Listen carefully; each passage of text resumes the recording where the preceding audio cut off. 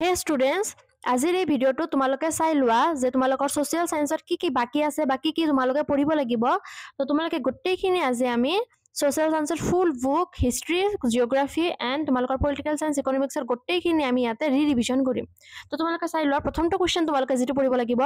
বংগ বিভাজন কোন গৰাকী ভাইসৰয়ৰ শাসনকালত সংঘটিত হৈছিল তো ইয়াত এইটো পঢ়িব লাগিব তোমালোকৰ আনসাৰ বিলাক দিয়া আছে তোমালোকে স্ক্ৰিনশ্বট মাৰি ল'ব পাৰা 2 নম্বৰ কোৱেশ্চন 1905 খ্ৰীষ্টাব্দৰ কোন তাৰিখে বংগ বিভাজন কাৰ্যকৰী হৈছিল Next question, বিদেশী পণ্য বৰ্জনৰ প্ৰস্তাৱ কোনখন সভাত গ্ৰহণ কৰা হৈছিল তো তোমালোকে ভালদৰে এনসাৰ বিলাক চাই লোৱা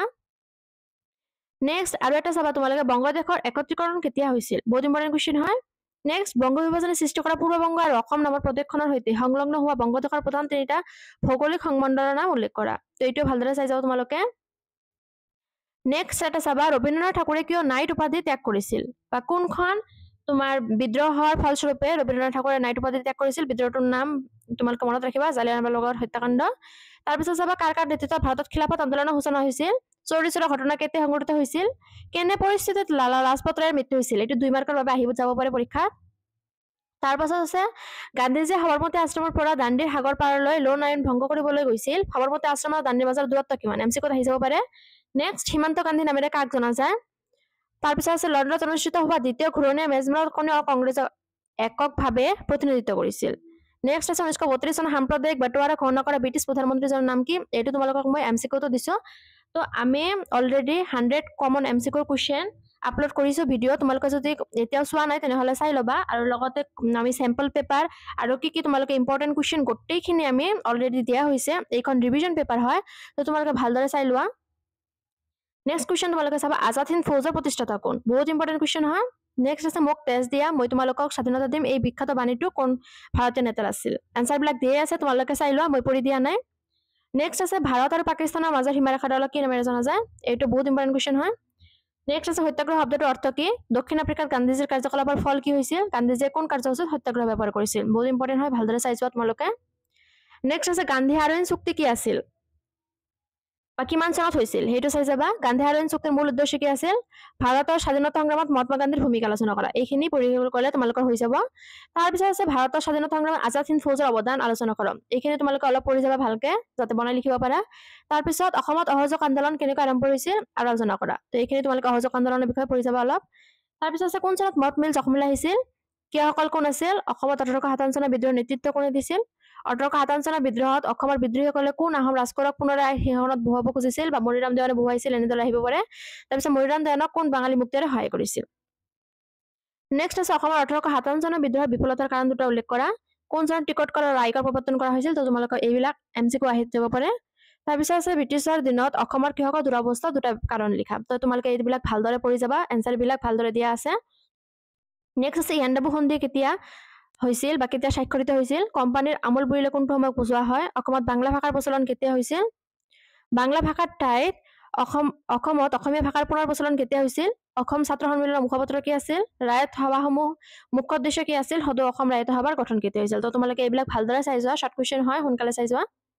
নেক্সট আহোম সভাৰ ৰাজনৈতিক দাবী সম্পৰ্কে চমুকৈ লিখা তো তোমালোকে এইখিনি পঢ়ি যাব অলপ ভালদৰে 3 মাৰ্ক আহি যাব পাৰে নেক্সট আছে ৰায়ত সভাসমূহ উদ্দেশ্য আৰু ভূমিকা সম্পৰ্কে এটি খতিয়ান দাঙি ধৰা তো তোমালোকে পঢ়ি লোৱা এইখিনি তাৰ পিছত যোৰহাট সাৰ্বজনিক সভাৰ উদ্দেশ্য আৰু কাৰ্যাৱলী সম্পৰ্কে লিখা তো এইখিনি আহিলে 4 মাৰ্কৰ আহিব তো তোমালোকে চাই যোৱা 2023 ত আহিছিল এটো এইচএসএলসি পৰীক্ষা তাৰ পিছত আছে অসমত অসমীয়া ভাষা উন্নতি সাধনী সভাৰ অৱদান সম্পৰ্কে আলোচনা কৰা এইখিনি তোমালোকে পঢ়ি ল'বা অলপ ভালদৰে নেক্সট ভাৰতীয় আন্দোলনত অসমৰ মানুহৰ ভূমিকা সম্বন্ধে আলোচনা কৰা মই এইটো তোমালোকক আগতেও কমন দিয়া হৈছিল তো এইটো তোমালোকে ভালদৰে চাই যোৱা এনসাৰটো দিয়া আছে তোমালোকৰ পৰীক্ষা তাৰ পিছত আছে 9 নম্বৰ কোৱেশ্চন মহাত্মা গান্ধী ঘোষণা কৰা আইন অমান্য আন্দোলনত অসমৰ মানুহে কেনেদৰে যোগদান কৰিছিল লিখা তো এইখিনি তোমালোকে পঢ়ি ল'বা অলপ ভালদৰে নেক্সট চাবা যেটো জোনাকী কাকতৰ প্ৰথম সম্পাদক কোন আছিল এইটো এমসিকিউত আহি যাব এইটো তো এইটো তোমালোকৰ এনসাৰটো অলপ ভুল দিয়া আছে তো ইয়াৰ কাৰেক্ট এনসাৰটো হৈ যাব চন্দ্ৰকুমাৰ আগৰৱালা তোমালোকে ঠিক কৰি ল'বা প্লিজ তাৰ পিছত আছে ঋগ্বেদৰ আনুমানিক ৰচনা কাল তাৰ পিছত ভাৰতৰ ৰাষ্ট্ৰপতি কৰ্তৃক সত্যবাব জয়তে ব্যাখ্যাহৰি মূলত কোন গ্ৰন্থৰ পৰা লোৱা হৈছে প্ৰাচীন ভাৰতৰ ৰচিত ৰাজনীতি বিজ্ঞান বিষয়ক গ্ৰন্থখনৰ নাম কি আৰু কৌটিল্যৰ আন নাম কি হেতু চাই থবা চাণক্য বিবিধতাৰ মাজত একতাই ব্যাখ্যাংক কোনখন গ্ৰন্থৰ জৰিয়তে স্থায়িত্ব লাভ কৰে এইখনো চাই থবা নেক্সট নাগালেণ্ডৰ হৰ্ণবিল উৎসৱত কি জীৱৰ নাম উৎসৰ্গিত সবচৰ কোন ৰাজ্য পৰম্পৰাগত উৎসৱ মিজু শব্দৰ অৰ্থ কি উত্তৰ পূৰ্বাঞ্চলৰ কোন ৰাজ্যৰ মাতৃতান্ত্ৰিক সমাজ ব্যৱস্থা প্ৰচলিত মেঘালয়ত তো এইবিলাক চাই থবা আৰু এইখিনি বহুত ইম্পৰ্টেন্ট ইয়াৰ পৰা এটা কোৱেশ্চন হলো তোমালোকৰ পৰীক্ষাত আহিবই 100% ইয়াৰ পৰা আহিবই তোমালোকৰ প্লিজ চাই লোৱা এইখিনি ৰচয়িতাসকলৰ নাম তো কোনে কি ৰচনা কৰিছিল সেইবিলাক অলপ চাই ল'বা স্ক্ৰীনশ্বট মাৰি লোৱা সোনকালে নেক্সট তোমালোকে চাবা ইউনেস্কোৰ দ্বাৰা বিশ্ব ঐতিহ্য ক্ষেত্ৰ হিচাপে তালিকাভুক্ত হোৱা ভাৰতৰ তিনিটা স্থাপত্য তো এইখিনি তোমালোকে তিনিটা স্থাপত্য কি আছিল ইউনেস্কোৰ দ্বাৰা বিশ্ব ঐতিহ্য ক্ষেত্ৰ হিচাপে তালিকাভুক্ত হোৱা তো এইটো চাই ল'বা তাৰপিছত আছে ৰঙালী বিহুৰ 7 দিনক কি নামেৰে জনা যায় মই তোমালোকক কৈছিলো এটা আহিব পৰীক্ষা তাৰপিছত আছে কামৰূপী লোকগীত আৰু গোৱালপৰীয়া লোকগীতৰ মাজৰ মূল বিষয়বস্তু তো এইখিনি চাবা তোমালোকে তাৰপিছত আছে অসমৰ চিত্ৰকলা সম্পৰ্কিত টকা এটা আগতেও দিয়া হৈছিল তো তোমালোকে চাই লোৱা যোনে যোনে চোৱা নাই আগৰ ভিডিঅ' নেক্সট আছে ভাৰতবৰ্ষত কিমানটা ভাষাক ৰাজ্য ভাষা হিচাপে স্বীকৃত হৈছে 22টা ভাষা বৈকুণ্ঠনাথ ভাগৱত ভট্টাচাৰ্যৰ জনপ্ৰিয় নামটো কি ভট্টদেৱ এইটো চাই থবা তোমালোকে এইটো ভাগৱত দেৱ আছে এইটো ভট্টদেৱ লিখিলেও ভুল নহয় নেক্সট আছে আজান ফকীৰৰ প্ৰকৃত নাম কি ইয়াতে আছে আজানুদ্দিন তোমালোকে শামিলন বুলিও লিখিব পাৰা যেটো তোমালোকে অসমীয়া কিতাপত পাইছে জানাই তোমালোকে নেক্সট আছে অৰ্থশাস্ত্ৰ কোনে ৰচনা কৰিছিল কৌটিল্য নেক্সট আছে মধ্যযুগৰ অসমীয়া সাহিত্য সম্পৰ্কে চমুকৈ তালিকা এইখিনি তোমালোকে অলপ পঢ়ি যাবা প্লিজ তাৰপিছত অসমীয়া সমাজৰ বিহুৰ অৱদান সম্পৰ্কে চমুকৈ আলোচনা কৰা তো বিহুৰ বিষয়ে তোমালোকে জানাই তো জানিলেও তোমালোকে অলপ পঢ়ি যাবা ভালদৰে লিখিব পাৰিবা নেক্সট আছে সম্পদ আৰু মানুহৰ মাজত থকা সম্পৰ্কৰ বিষয়ে চমুকৈ লিখা তো এইটো তোমালোকৰ জিঅ'গ্ৰাফি কুৱেশ্যন হয় তো আমি ইয়াতে কৈছিলো তোমালোকক যে জিঅ'গ্ৰাফি হিষ্ট্ৰী টোটেলি আমি ইয়াতে আলোচনা কৰিম লগতে তোমালোকৰ পলিটিকেল সায়েন্স আলোচনা কৰিম তো তোমালোকে এইটো জিঅ'গ্ৰাফিৰ পৰা তোমালোকে ভালদৰে পঢ়ি যাবা এইখিনি নেক্সট আছে অৰ্থনৈতিক ভূগোলৰ প্ৰধান শাখাসমূহৰ বিষয়বস্তু সম্পৰ্কে চমুকৈ লিখা তো এইখিনি তোমালোকে ভালদৰে পঢ়ি ল'বা নেক্সট পাৰ্থক্য লিখা সম্পদ আৰু সম্পত্তি মই তোমালোকক কৈছিলো নৱীকৰণ আৰু অনৱীকৰণ এইটো মই তোমালোকক গ্ৰুপত এনসাৰটো দি দিছো লগতে তোমালোকে এইটোও চাই যাবা পাৰ্থক্য সম্পদৰ দুটা প্ৰধান বৈশিষ্ট্য উল্লেখ কৰা এইটো ভালদৰে পঢ়ি ল'বা নেক্সট আছে প্ৰাকৃতিক আৰু মানৱ সম্পদৰ উদাহৰণ আৰু সংজ্ঞা লিখা তো তোমালোকে এইটো ভালদৰে চাই যাবা তাৰপিছত চাবা সম্পদ আৰু বিজ্ঞান প্ৰযুক্তিৰ মাজত থকা সম্পৰ্ক চমুকৈ আলোচনা কৰিম তো এইখিনি আহিব পাৰে পৰীক্ষাত ভালদৰে চাই যাবা এইটো এছএছএলচি 2019 ত আহিছিল এইটো নেক্সট গোলকীয় উত্তাপ বৃদ্ধি ৰোধ কৰাৰ উপায় কি তো ৰোধ কৰাৰ উপায় আহিলে এইটো 5 মাৰ্কৰ আহিব তো তোমালোকক 6টা দিয়া হৈছে টপিক পইণ্টত লিখিবা তোমালোকে পৰীক্ষা তেনেদৰে নেক্সট আছে ইউৰোপ মহাদেশৰ অন্তৰ্গত তথা ভূমধ্যসাগৰীয় অঞ্চল অৱস্থিত দুখন দেশৰ নাম চাই ল'বা এইটো নেক্সট আছে উত্তৰ আমেৰিকা মহাদেশৰ প্ৰধান পৰ্বত শ্ৰেণীটোৰ নাম পৃথিৱীৰ ক্ষুদ্ৰতম মহাসাগৰখনৰ নাম তো তোমালোকে এইবিলাক ভালদৰে চাই ল'বা তাৰপিছত যেটো যাবা অসমৰ জল পৰিবহনৰ বিষয়ে 30 টকা লিখা তো তোমালোকক মই এনসাৰ বিলাক দি আছো তো তোমালোকে স্ক্ৰীনশ্বট মাৰি লোৱা তাৰপিছত যাবা অসমৰ ঝুম খেতিৰ বিষয়ে 30 টকা লিখা নেক্সট অসমৰ কৃষি উন্নয়নৰ সমস্যাবোৰ উল্লেখ কৰা বহুত ইম্পৰ্টেন্ট কোৱেশ্চন হয় এইটো অসমৰ ঔদ্যোগিক বিকাশ কেতিয়াও কিয় মন্থৰ হৈ আছে তাৰ কাৰণসমূহ লিখা এইটো স্যাম্পল পেপাৰতো দিয়া হৈছে বহুত ইম্পৰ্টেন্ট কোৱেশ্চন হয় পৰীক্ষাত আহি যাব পাৰে এইটো পৰীক্ষাত তো তোমালোকে ভালদৰে এইটো স্ক্ৰীনশ্বট মাৰি লোৱা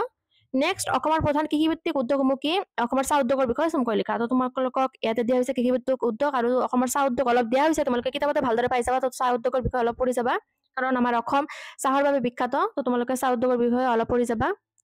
নেক্সট আছে 1945 চনত অনুষ্ঠিত হোৱা নিৰ্বাচনত ইংলেণ্ডত কোনটো দল জয়ী হৈছিল এইটো পলিটিকেল সায়েন্সৰ পৰা হয় তো এইবিলাক চাই যাবা কেবিনেট মিছন ভাৰতলৈ কেতিয়া আহিছিল সংবিধান সভাৰ প্ৰথম সভাপতি কোন আছিল খচৰা সমিতিৰ অধ্যক্ষজনৰ নাম কি আছিল সমাজবাদী আৰু ধৰ্মনিৰপেক্ষ শব্দটোৰ সংবিধানৰ কিমান সংশোধনীমতে প্ৰস্তাৱনা সন্নিৱিষ্ট কৰা হৈছিল তো এইবিলাক গোটেইখিনি তোমালোকে ভালদৰে চাই যাবা পলিটিকেল সায়েন্সৰ পৰা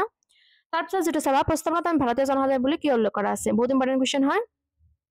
নেহৰুৰ উদ্দেশ্য সম্পৰ্কিত প্ৰস্তাৱ কেইটা আলোচনা কৰা ভাৰতবৰ্ষৰ সংসদীয় গণতন্ত্ৰৰ ধাৰণাটো কোনখন দেশৰ সংবিধানৰ পৰা অনুকৰণ কৰা হৈছে এইটো তোমালোকৰ এমসিকিউত আহি যাব নেক্সট ভাৰতৰ যুক্তৰাষ্ট্ৰীয় ব্যৱস্থাৰ বৈশিষ্ট্যসমূহ চমুকৈ আলোচনা কৰা এইটো আগৰ ভিডিঅ'টো মই দিছো তো তোমালোকে তাৰে পৰা পঢ়ি ল'বা এইটো অলপ বেয়াকৈ দিয়া আছে তাতে অলপ ভালকৈ দিয়া আছিল তোমালোকে পইণ্ট ৱাইজ যেটো সোনকালে মুখস্থ হ'ব তোমালোকৰ তাৰপিছত আছে ভাৰতৰ সংবিধানৰ প্ৰস্তাৱনাত সংবিধানৰ আদৰ্শ কেনেদৰে প্ৰকাশ পাইছে চমুকৈ ব্যাখ্যা কৰা তো এইটো পঢ়ি যাবা তোমালোকে ভালদৰে নেক্সট আছে ইংলেণ্ডৰ সংসদীয় গণতন্ত্ৰৰ মাজত থকা মূল পাৰ্থক্যটা লিখা তো এইটো আহিলে তোমালোকৰ 3 মাৰ্কৰ আহিব ইয়াতে 3টাই দিয়া আছে ভালদৰে চাই লোৱা আহিব পৰীক্ষাত নেক্সট বিশ্বসন্থাৰ ৰাষ্ট্ৰসংঘৰ ভূমিকা সম্পৰ্কে চমুকৈ আলোচনা কৰা বহুত ইম্পৰ্টেন্ট কোৱেশ্চন হয় এটা আহি যাব পৰীক্ষাত নেক্সট ৰাষ্ট্ৰসংঘ কেতিয়া স্থাপিত হৈছিল ইয়াৰ মূল লক্ষ্যটো কি এইটোৱে চাই যাবা ৰাষ্ট্ৰসংঘৰ নিৰাপত্তা পৰিষদৰ এটা চমু বিৱৰণ দিয়া এইটো অলপ চাই যাবা তোমালোকে তো এইখিনি আছিল তোমালোকৰ আজি ৰিভিজন পেপাৰ তোমালোকে এই ভিডিঅ'টো প্লিজ তোমালোকৰ ফ্ৰেণ্ডছ সকললৈ শ্বেয়াৰ কৰি দিবা হিয়তৰ যাতে হেল্প হৈ যায়